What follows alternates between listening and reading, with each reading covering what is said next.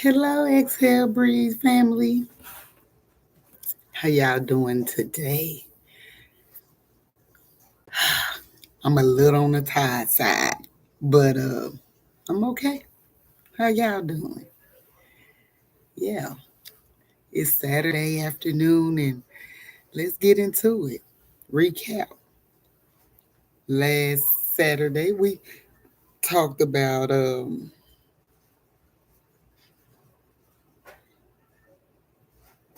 requiring more, doing better, not accepting what you don't have to accept, not letting people play with you.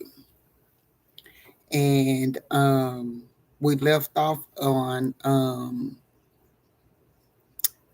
having value but not knowing the worth. Oh, this gonna be good. This gonna be good for me personally, okay? Because um, as I thought about that and pondered on that, I yeah, it's such an eye opener that you're valued and not know the value of you. Hmm, right? Okay, so here we go. When I say I'm rare, and I know that I am rare because the way I think, like my thinking is not quite the norm. And I try to look, I usually try to look at all sides of the situations or circumstance, whatever it may be.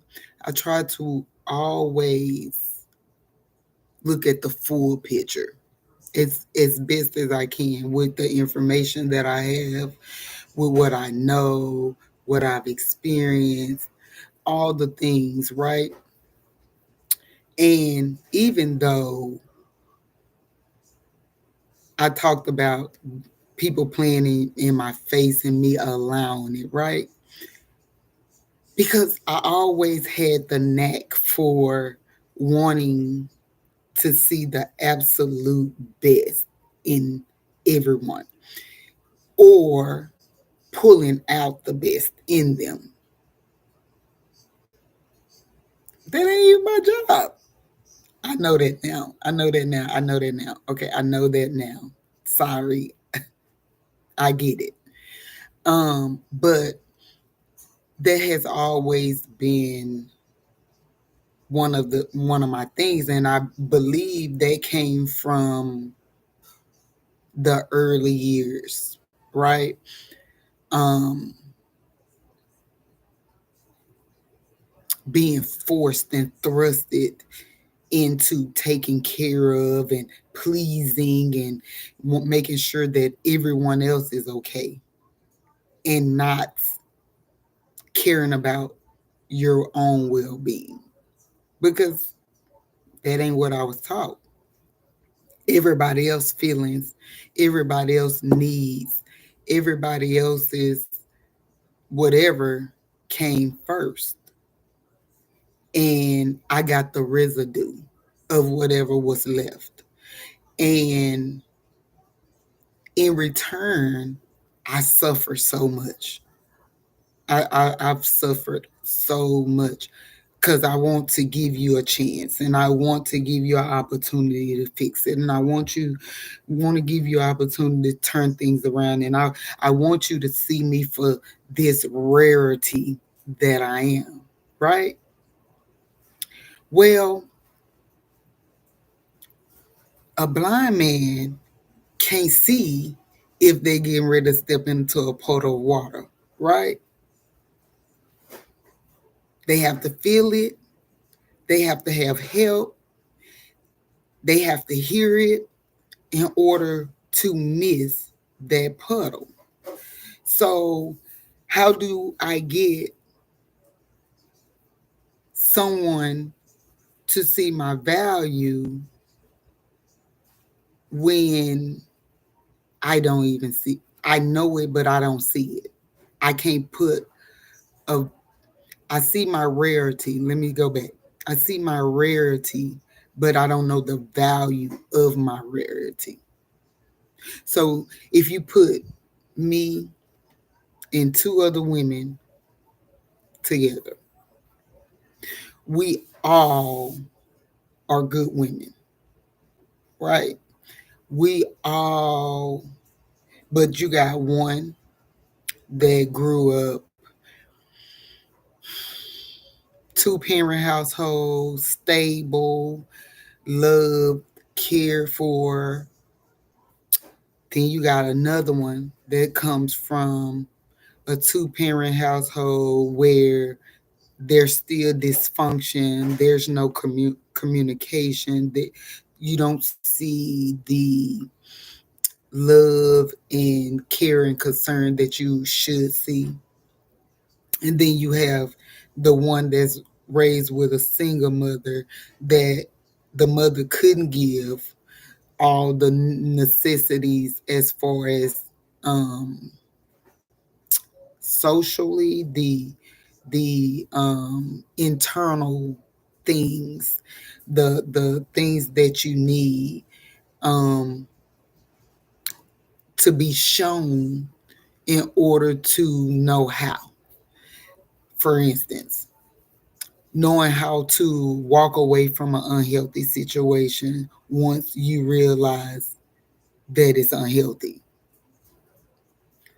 Not stay in it because of comfortability, because of fear, because of you love that person to that degree where you don't want to let them go no matter how hard or how bad they're treating you.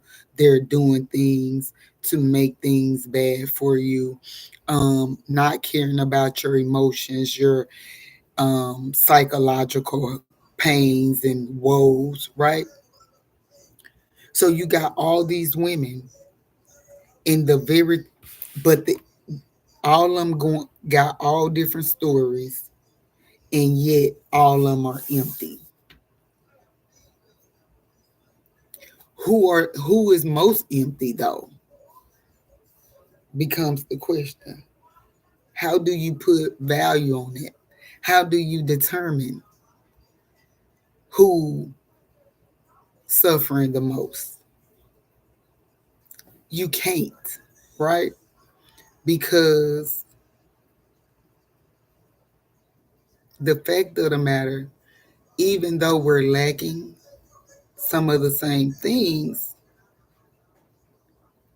our needs are still different for those things. And when I think about my rarity, I think about like one of the biggest things that comes to mind about myself and my rarity is that out of everything that I've been through, everything, I still have a heart, a good one, I may add. I believe I have a really good heart. I believe that I am a kind person. Yeah, I have moments just like everybody else, right? Definitely do. But ultimately, I'm a good person. And with what I've sustained, what I've been through, I can be, and most would think that I would be. If people really hear my story, they like, how? How do you still even care about somebody? Right? I love that about me. I love that me and God, or God and me, haven't allowed all the things, all the trauma, all the abuse, all the neglect, all the suffering, all the turmoil, all the disappointment, all the things to turn me ugly. cold, not caring. I never want to be that person. Ever. Ever. Never, ever, ever want to be that person. Because why? It's enough of that in the world, right? So my rarity is that in face of adversity, in the face of challenge and hurt, harm, and danger, because I've been in it all, right? I'm still kind. I'm still considerate. I'm still mindful. I'm still, I still give grace to everyone, even those that cause a lot of the suffering and pain and hurt and all that, even them. People laugh because people don't understand how I can talk. I can tell y'all, thank you, Lord. Um, my rarity, my dad. We talked about him, right? And all the abuse that he inflicted. And I was able to be his caregiver. And it shocked so many people. And a couple of my cousins was really shocked to the point where they literally asked me, like, how could you? Why would you? He don't deserve that. And all comes to my mind. Um, and this is something that God then gave me for a while now. I go back to the scripture, honor thy father and thy mother, that your days may be long. And he don't say honor them if they, honor them when they. He don't, no, he don't say that. He just says honor them. And even though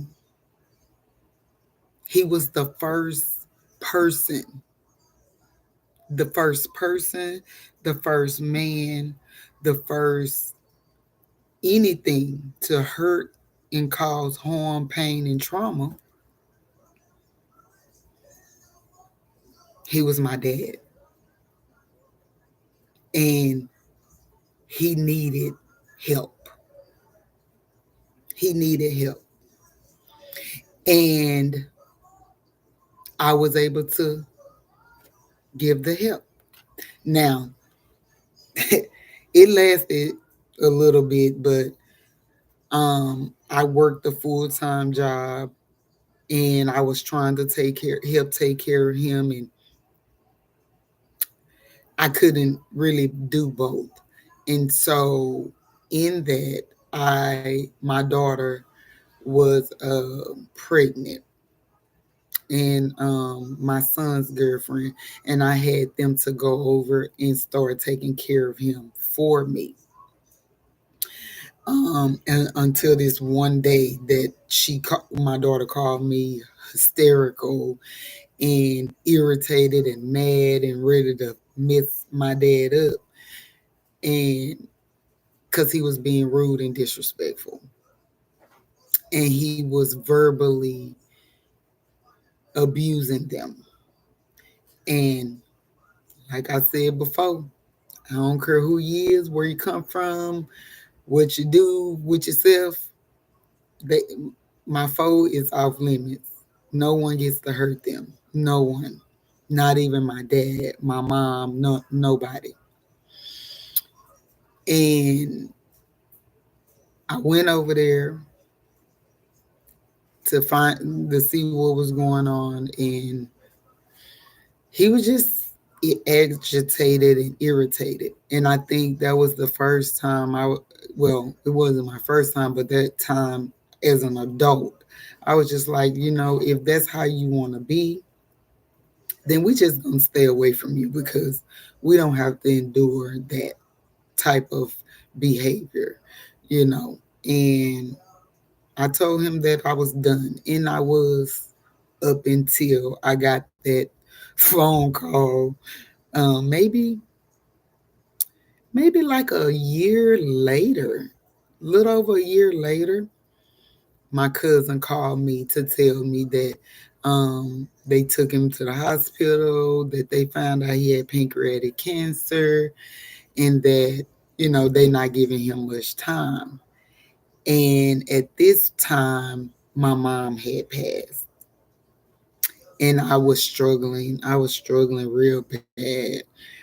Um, and I'm his only child. I was his only child. And my cousin felt the need to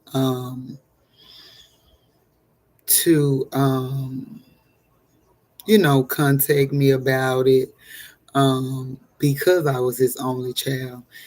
And I really struggled.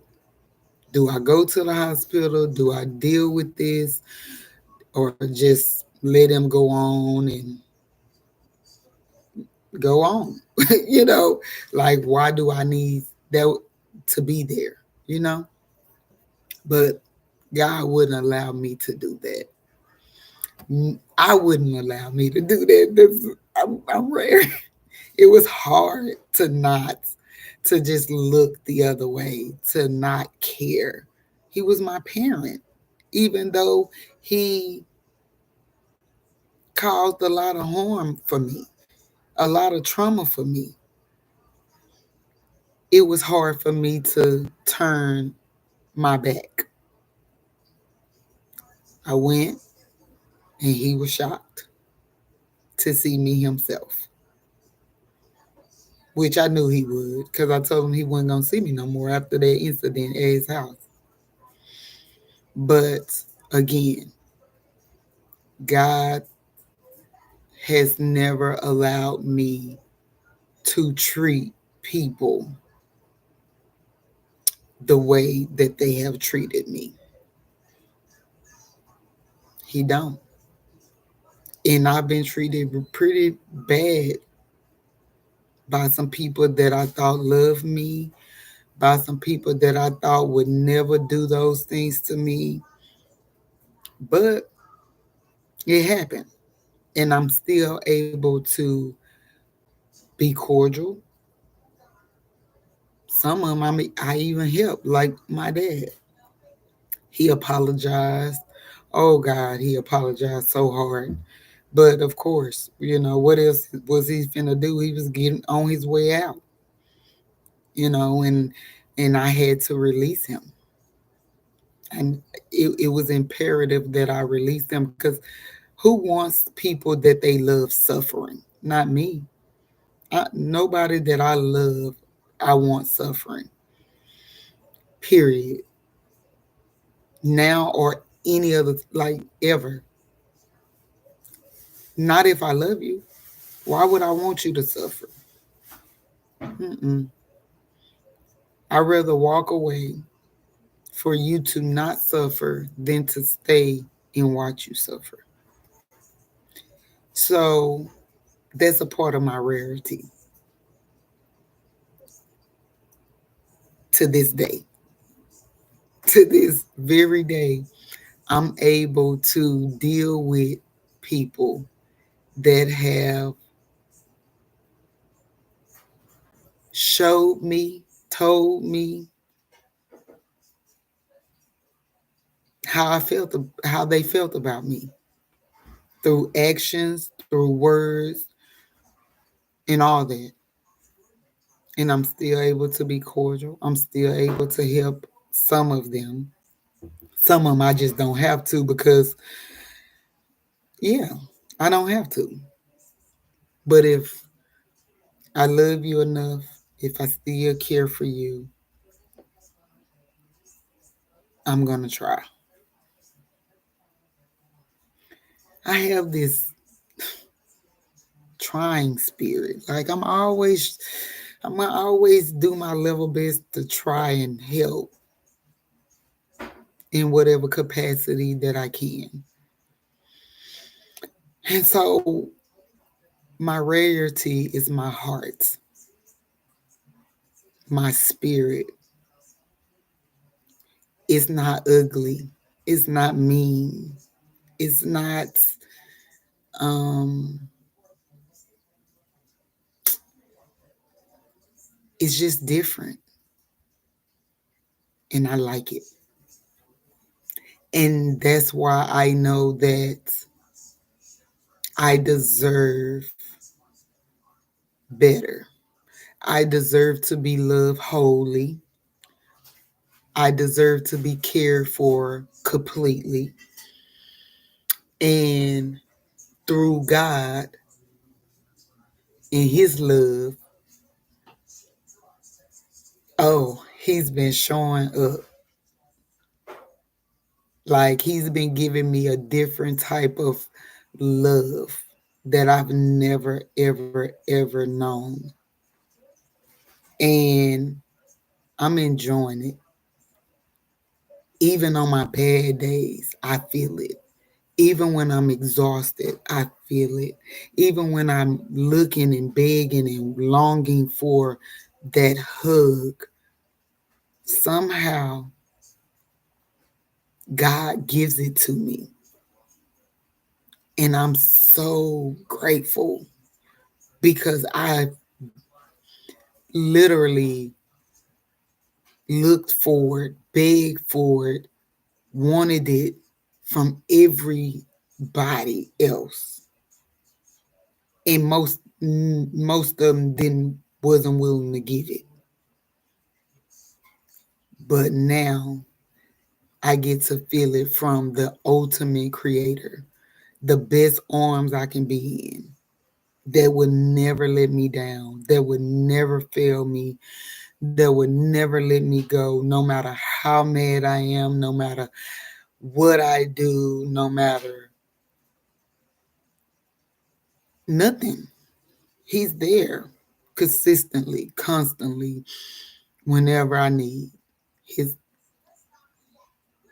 it, it, I'm rare because he made me rare, and I'm a blessing. I'm a blessing.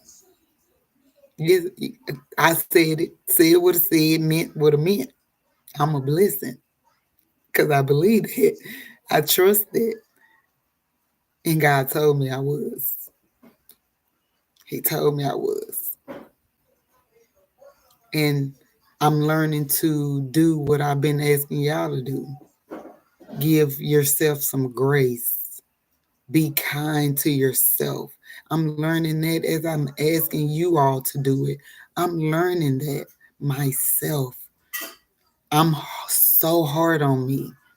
I'm so hard on me.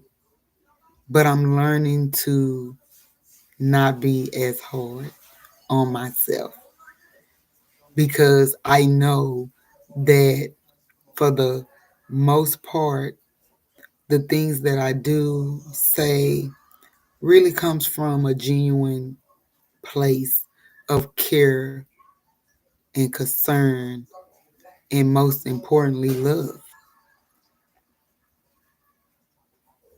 So, we're going to wrap up for now because I got some tea cakes to get ready and some orders to drop off so that I can come back and relax for the rest of my day. And I hope you all do the same. I pray that the rest of your weekend and your Memorial Day is wonderful, filled with fun, laughter, and peace. And again, I hope that you forward yourself some grace and be kind to yourself and others. I love you, Exhale Breathe family. The journey continues, and we will be back here next Saturday. Like, share, subscribe, and comment. Invite someone to join. And I'll see y'all next Saturday. Bye bye for now.